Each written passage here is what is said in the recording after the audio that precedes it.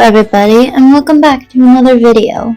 So today I thought I would do something a little different, just kind of experimenting with my channel, seeing what I want to do with it, what kind of videos I like to make, what kind of videos you like to see. So here's another one, and let me know what you think about it. This video is basically going to be me doing kind of a time-lapse drawing. I'm making some stickers. I never make digital stickers. I've never done it before. Well, I kind of tried, but I didn't do it the right way, is basically what I'm trying to say. So this is kind of a new project I'm working on for kind of a digital planner, Good Notes sticker sheet. If you don't know, one of my recurring original characters designs is between Ulf, who is really hard to describe, and you should go over and look at my Instagram to see what I'm talking about, but this is his cat, Melon.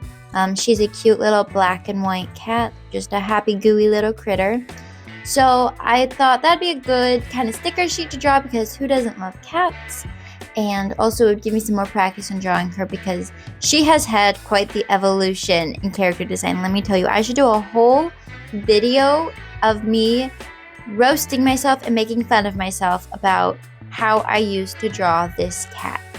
Because it is shameful, it is disgusting. Maybe I'll throw in a little clip or something. We'll see if I remember. If not, again, I might make a video about it. And you can always see that kind of cringeworthy stuff on my Instagram because those things last forever and I try not to delete it because I'm always improving. Anyhow, mini tangent aside. In this video, I'm going to be playing this kind of speed paint drawing video. So this is, I think, a good video to turn on while you're drawing or if you want some background noise. I'm going to be talking about what my experience so far has been like in trying to become a full-time self-employed artist. I know that there's a lot of people out there who are in the same boat as me, and I think that hearing similar struggles, similar experiences, and similar feelings about these things could bring some peace of mind to people and remind you that it's not just you who's not having 20,000 Instagram followers because everybody you follow has that or more. Because I know I definitely feel that.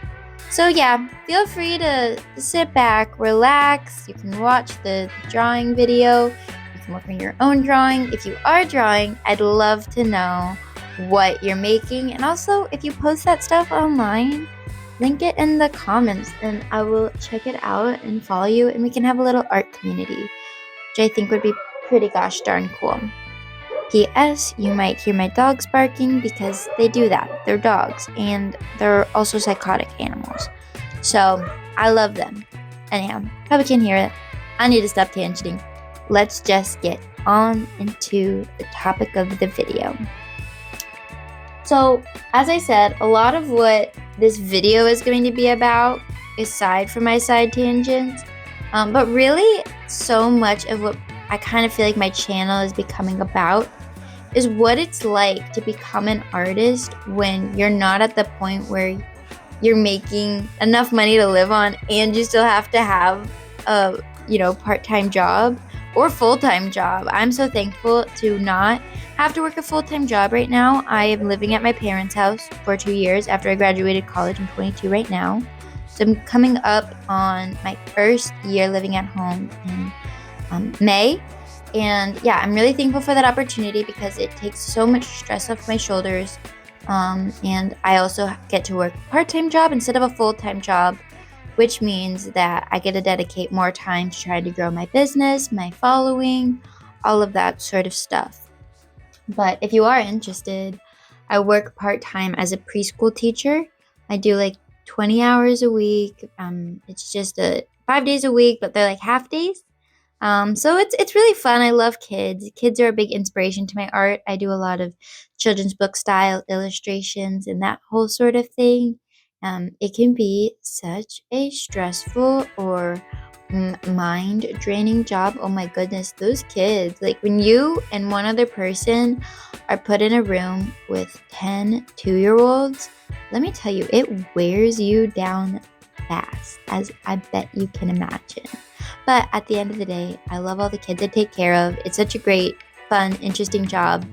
And and something active. I cannot do office type work. I just decided I'm not that type of person day that I want to go anywhere. Like, I love my job, but I don't want to go to it every day. Except that I just have a cottage in the woods and only wear shoes when I have to leave and go to the grocery store. So, okay, so sorry, I'm a little disoriented. I don't think it should be noticeable, but something happened with my audio, so I think I fixed it. I think we're back on track. I'm officially ready at 5.5 minutes to actually jump into what I wanted to talk about. You guys, I swear I could just ramble on and say nothing at all. And I bet there's some of you out there right now listening that do that too.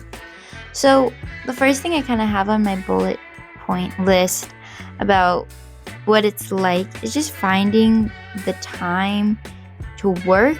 And like, I go to my job every day and then I come home and I'm tired or I have other stuff to do. And I don't always have like the willpower to sit down and draw for the next 3-4 hours. But also just finding the time in your life and like making it a priority has been really important to me. I'm not gonna lie. At first, when I started living at home again, my mom and I are pretty close, and like every day after work, we would go to the grocery store, we'd go to Target, we'd go do something fun. We would just like sit there and drink tea for like an hour and a half. And I decided I cannot be doing that anymore. I need to be putting this time that I have right now towards my job. Like, you need to see it as a job, which I know can be really hard, and I don't know how to say this enough. I feel for you if you are trying to be an artist while also having a full-time job that's like not at all related to art. I don't like that. I guess you have the weekends, and it's got to take a lot out of you. But hold on, I need to pause. I'm about to sneeze. Okay, the sneeze passed. That's embarrassing. What the heck? Yeah, just finding the time to do what you need to do is so valuable and important. Is that valuable? My goodness. Can the girl talk? Probably not.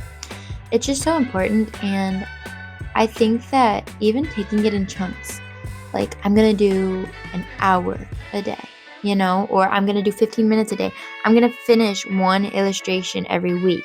Having those kinds of goals to motivate you and just stay on track and take it in bite-sized pieces, I think is really important, because I go through phases so much where I feel like I've just burnt myself out absolutely to the point where it's like I don't want to do it anymore. Not like long term, but short term. I don't want to sit there and draw right now because my brain is fried, So that I guess this first one's a little more of advice than it is experience. Maybe advice based on experience, but the next kind of thing I wanted to talk about was self-doubt. I think this is something that not only pretty much all artists experience, but there isn't a point where you have enough sales, enough followers, enough success, like on paper type success, where your self-doubt goes away. People will talk about imposter syndrome and all that, and I honestly find the most amount of doubt coming from social media. I'll look at these people that I follow who I love their illustrations. I mean, obviously I'm following them, right? And they do a lot of art in the same realm of what I like to make.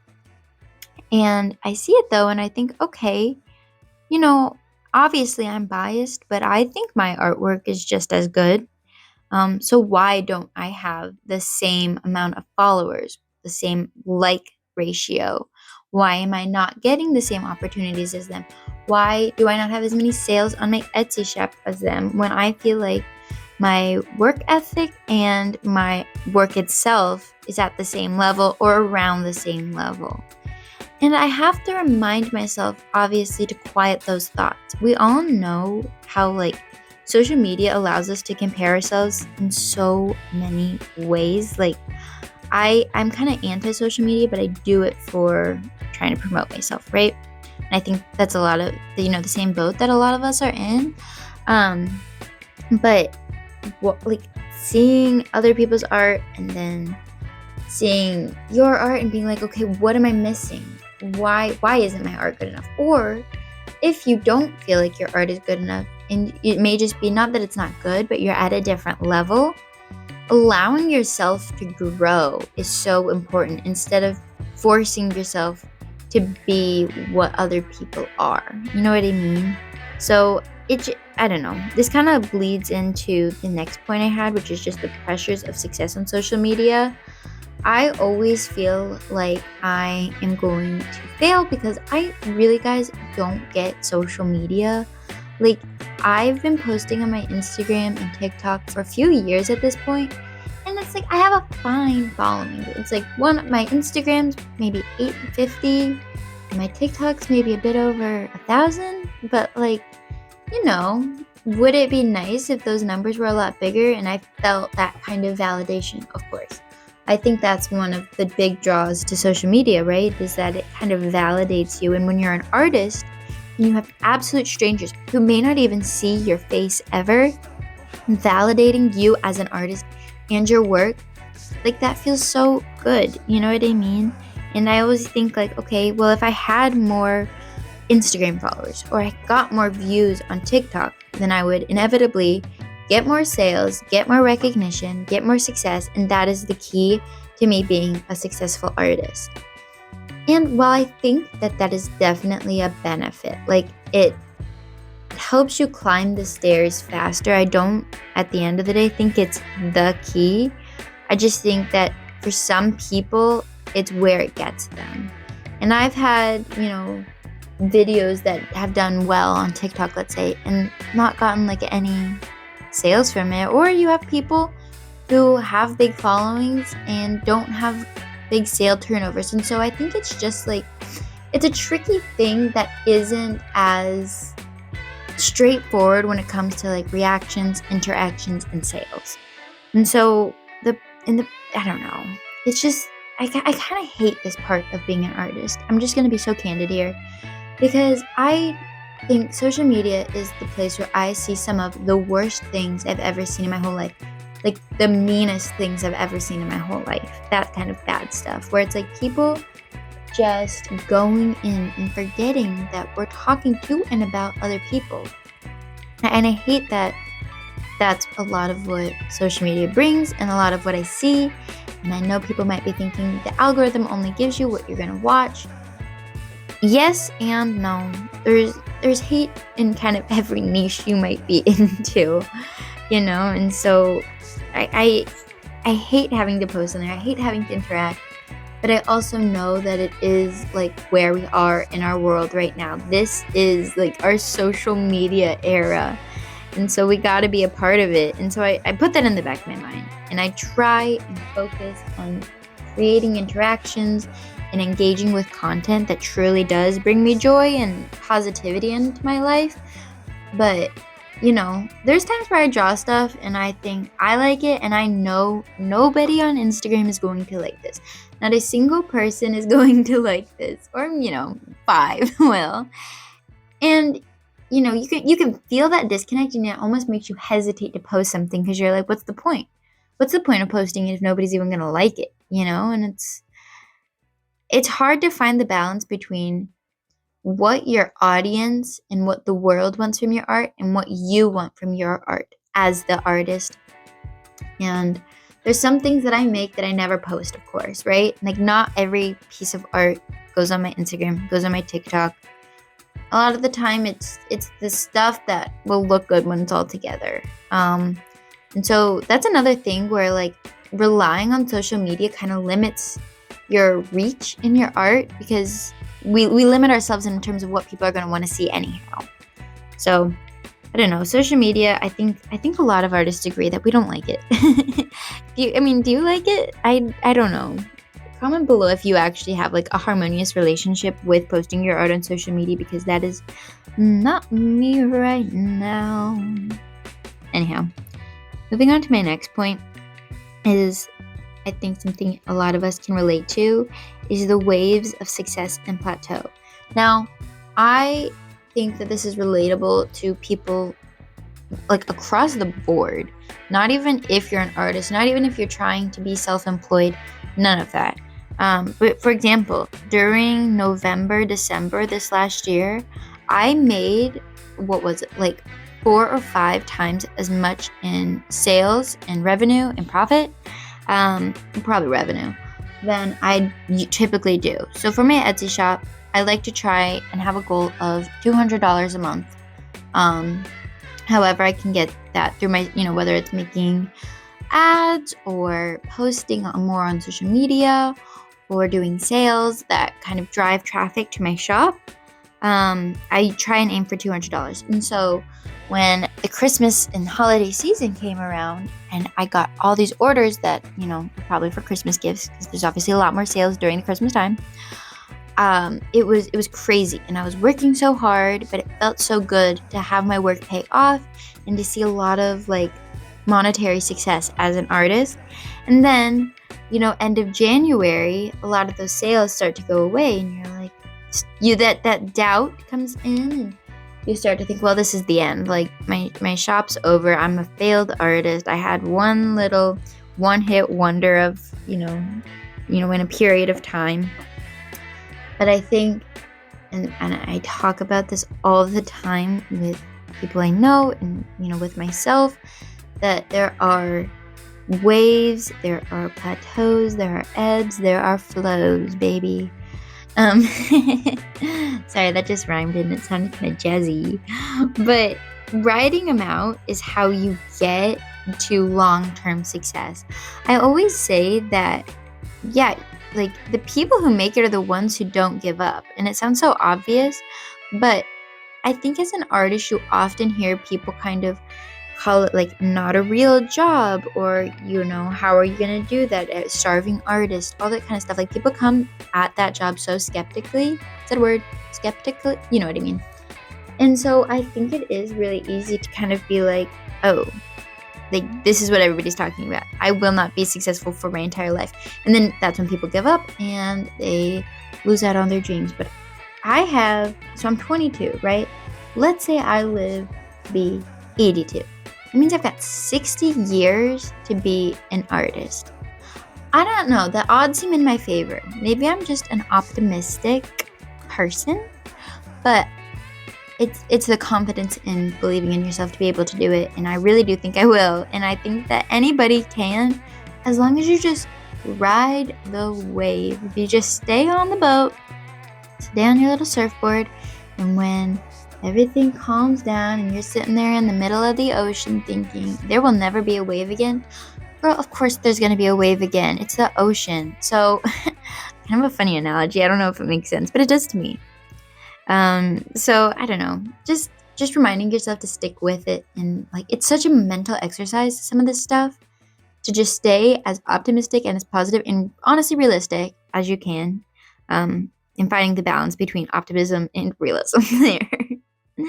But the next thing I wanted to say was that not everybody is what you see online. So this again kind of goes back to social media, but it's such a prevalent part of what it's like to be as an artist right now. And so what I mean by that is I see people on social media and I think, wow, they have it figured out. They don't have another job. They are an artist and they're everything I want to be.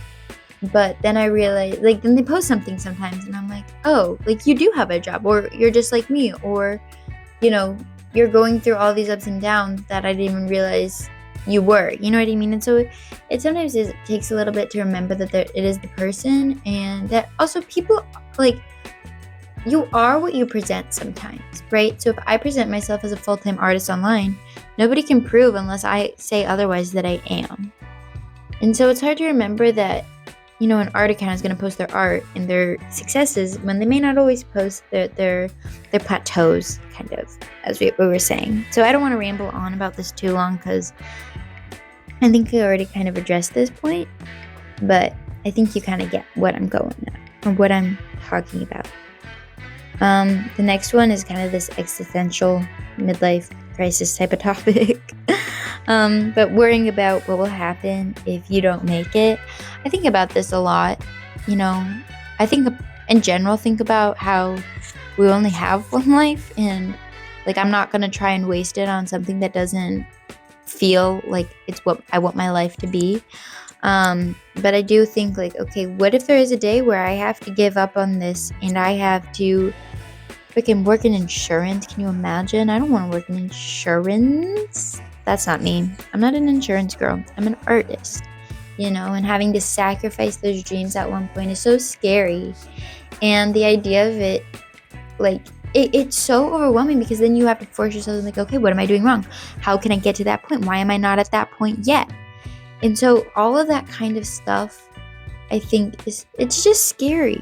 I think so much of what it means to try and not even just be an artist, but like self-employed and try and do something a bit against the grain is so scary because you worry that you're not going to be accepted and you're not going to be able to support yourself. I mean, okay, so I have 3 jobs right now, technically. I have my Etsy shop, I have my preschool teaching job, and I also do this service. It's called Creative Companion. It's basically like an art meditation, art therapy service. And I go to people's houses and I like do art with them. It's really kind of fun and sweet. And so I think about those sometimes. I'm like, okay, how are these jobs going to get me to where I'm going? What am I going to do with my life if these aren't working? You know what I mean? And always forcing yourself to find like another stream of income, another way that you can make more money. And kind of what I was going to say earlier is that all 3 of those jobs, I don't do it for the money. I make $15 an hour at my preschool job. That's good to me. And on my Etsy shop and my other job, like their rates are fair. Like I don't try and overcharge.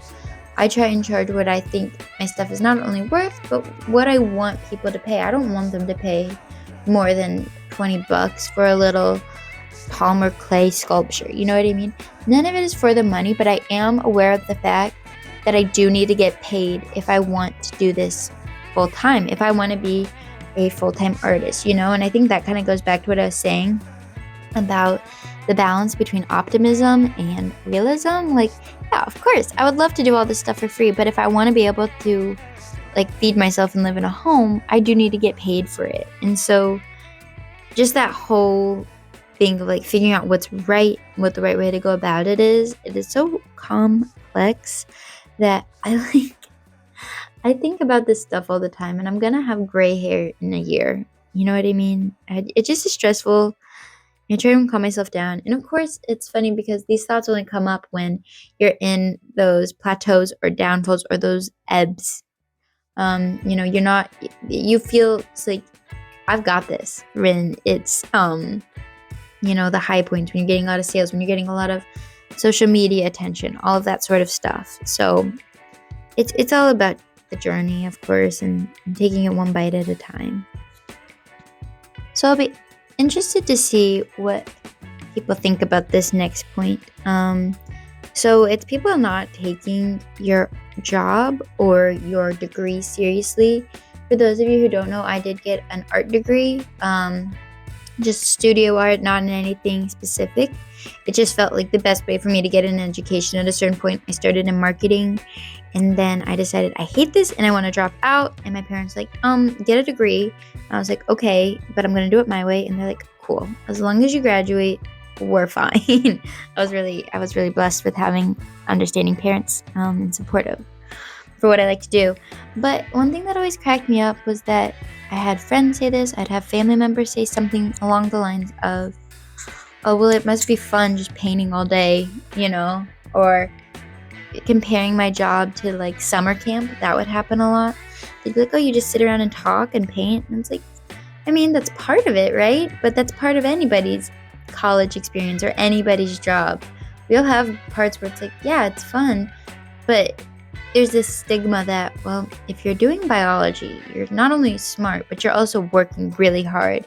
But if you're doing something like painting, it's not worthy of being taken seriously, which I think is crazy because making art is like one of the most valuable things we do as people, in my personal opinion. Not to say that those other things aren't important, but I just think that it's a weird thing that we always feel the need to compare them as opposites and to value one in society more than the other, when art is how we communicate. It is a language without words. It is history. I mean, so much of what we know is embedded in art, not only like historically speaking, but also about ourselves and about one another.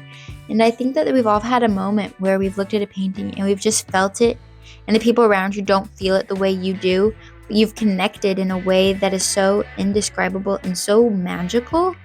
Um, and so it's amazing to me that people like doubt the success or the seriousness or the importance. And it's also amazing to me when people are like, well, what are you going to do with an art degree?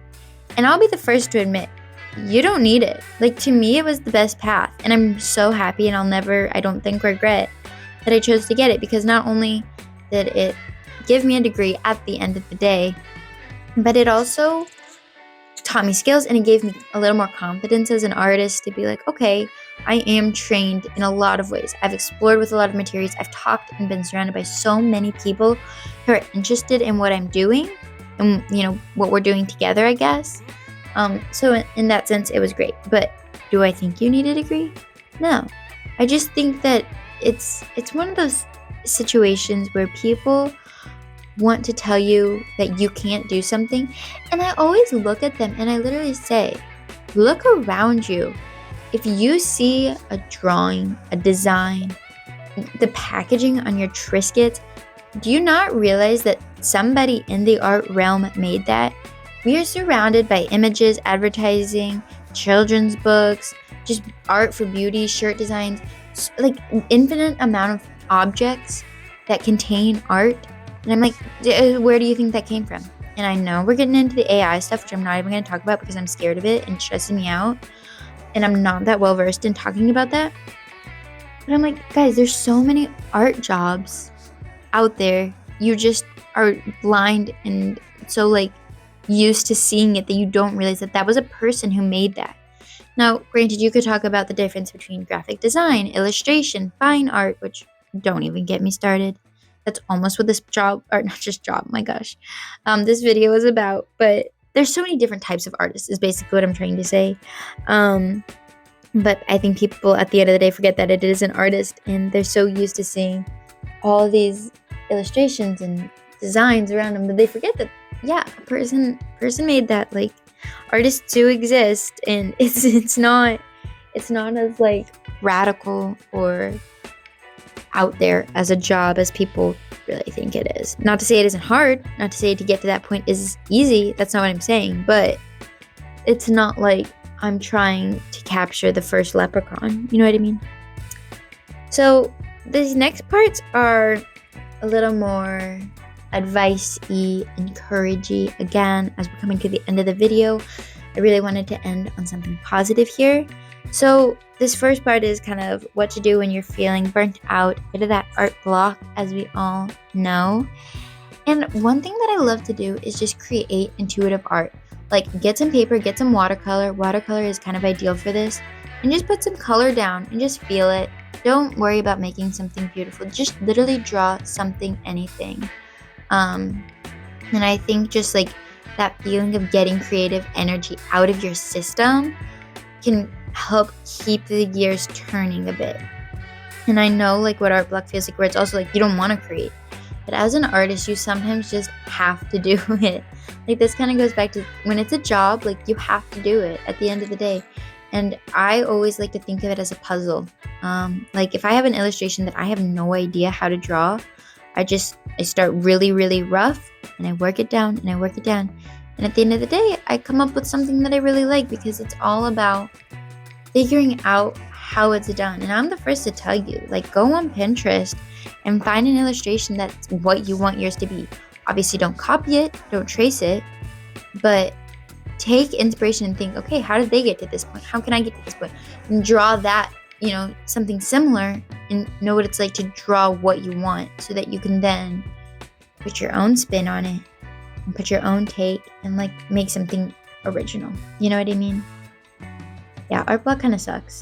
Like, I think, and it's so frustrating too when it's like you want to draw or you have ideas and your art, you look at it and you're like, who did that? Because it was not me. I make art that's so much better than that.